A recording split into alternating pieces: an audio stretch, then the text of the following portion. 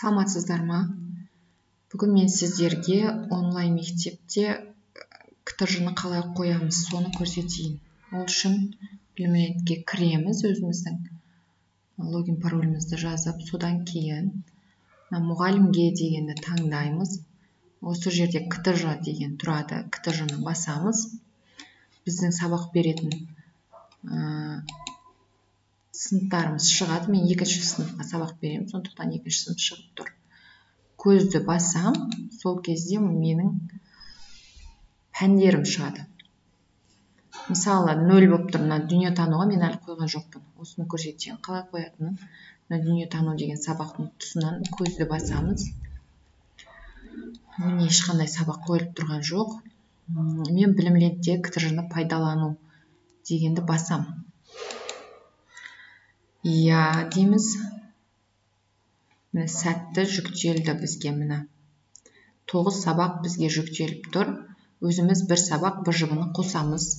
Бөлім бойынша жиынтық бағалауды.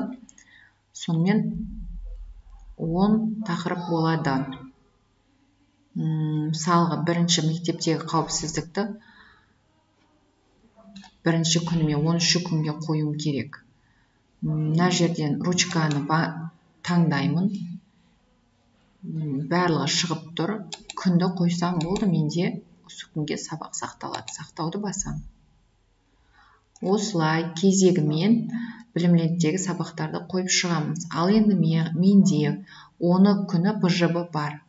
Оны қалай қоямыз? Тақырыпты қосуды басамыз. Сабақтың түрі міне БЖБ дегенді басамыз.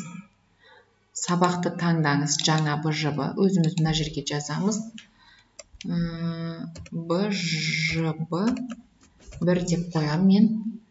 Күнін наурыздың 10-на жоспарланған менде. Сол күнді таңдаймын. Сақтауды басам. Менде 10 күнге сақталды. Қалған тақырыптарды да осылай күндерге қойып шығуымызға болады. Сәттілік.